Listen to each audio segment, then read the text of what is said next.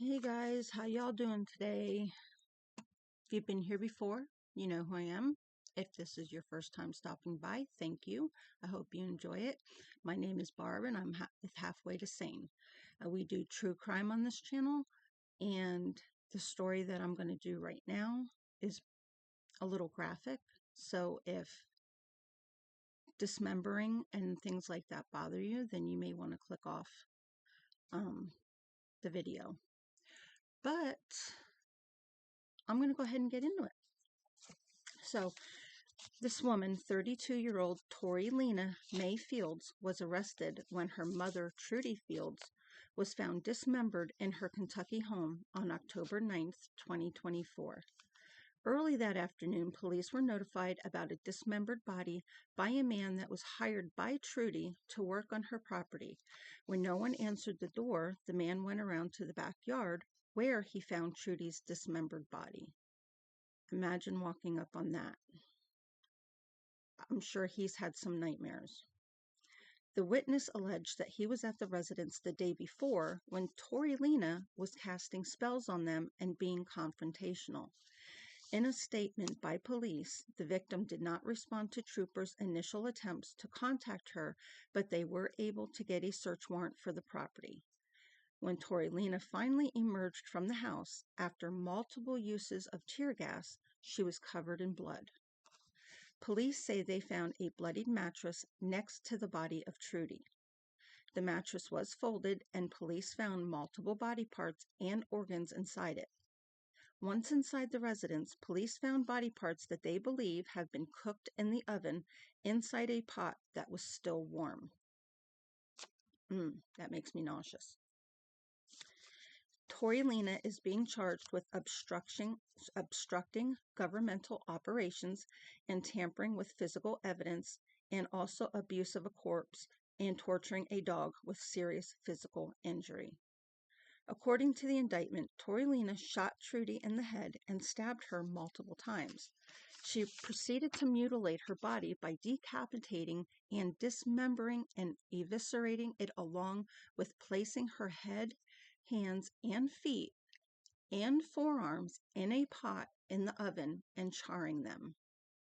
Tori Lena also tortured and killed a dog. Trudy Fields' brother, Todd Brock, stated, "It's hard, but I got lots of family support, and I just want this to be over with, and I want to know what happened, and I want to go on with the rest of our lives. I just thought she was a normal person. Totally thought she was a normal person, you know. I couldn't picture seeing her do this, but she's been caught red-handed, so that's where I figure she's at." Public Defender Laura Fitzer filed a not guilty plea on Tori Lena's behalf. Motions for financial and medical records were also filed ahead of her next court appearance. "We are doing a lot of investigating, and we are just really ready to take all of the information that we can to represent her to the best of our ability." Several members of Trudy's family were in court and seeing Tori Lena for the first time since her arrest. Trudy's brother, Todd Brock, said, "She didn't seem different to me. Her mind didn't seem like she was screwed up, or, she was very alert and paid attention to the judge. So I don't think there's anything wrong with her. I guess I was expecting it to be worse, to where she wasn't coherent of things. I was hoping she wasn't with it. She definitely looked much more normal than she did in the mugshot. Seeing Tori Lena was like watching another person die, essentially.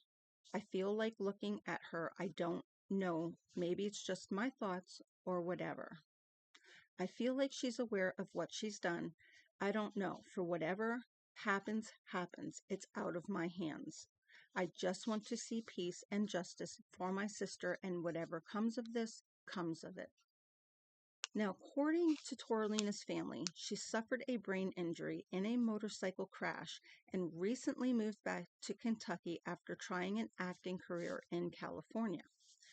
Olivia Brock said she and her family are still struggling to comprehend the allegations.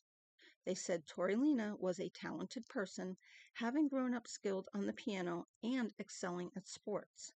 She'd been raised on the farm, helping to raise chickens and horses before moving out to California with her brother to pursue a career in acting. Toralina spent a few years successfully landing roles in low-budget films and other productions before the motorcycle accident.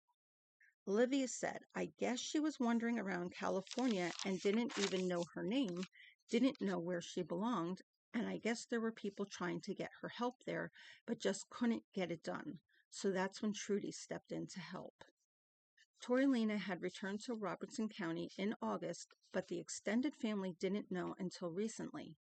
The Brocks described Trudy as a loving and selfless woman who always prioritized the needs of the family.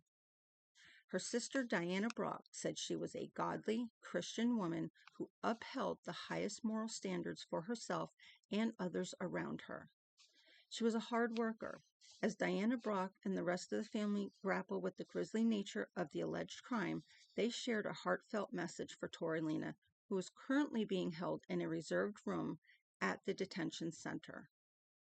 Diana said, "We never stop loving her, no matter what. We don't understand. We don't disown people, no matter what you've done. We love, and that's what God says. You know, you love no matter what, unconditionally, and we just support the family." That's what we're trying to do. A court hearing revealed chaos in the family dating back years. Toralina's sister, Telby, asked a court to extend a protection order against her brother. Telby Fields said her brother, Truett Fields, threatened to kill her, her mother, and other family members. The petition states that Truett is believed to be armed and dangerous, and that Telby fears for her life, calling her brother a monster. "He has called and made threats to kill me to claim his birthright as the firstborn. My mother was butchered, and my brother to do so for years. Him and my sister both. The judge asked for clarification. Walk me through this. Are you saying you believe your brother was involved in the murder?" She said, "Absolutely." Truett Fields denied the claims, and everyone involved in the case appeared by Zoom on a TV screen in the courtroom. Truett said he is in California and was there on the day of the murder. He says he hasn't left the state since then. He said his sister Toralina had lived with him in California, but recently came back to Kentucky over the summer. "I was working with my mom trying to get Toralina help out here. Other family members supported the protection order. It would keep Truett from family and his mother's funeral. Some family members testified about strange behavior from Truett over the years, including hanging dead animals." One brother recounted a story that Truett thought a dragon tattoo on his back was turning him into a dragon. His brother Titus said he stopped talking to Truett. He got too crazy and into cult-ish activity.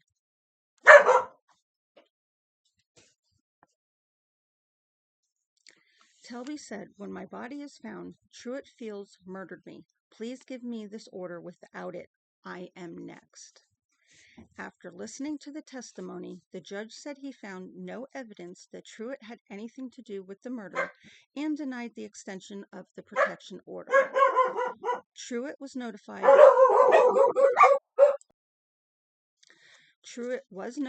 of the order by police in California, and per court records, a motion was filed for him to surrender his firearms, which I don't understand that. If he wasn't convicted of anything, why would he have to surrender his firearms? If you know the answer to that, leave it down below. I'd love to hear it. Other than that, leave your thoughts, comments, next video ideas down below in the comment section. Also, if you haven't already done so, please subscribe to my channel. It really helps me out. Hit the thumbs up button and the notification bell so you know the next time I upload a video. Until next time, guys, peace.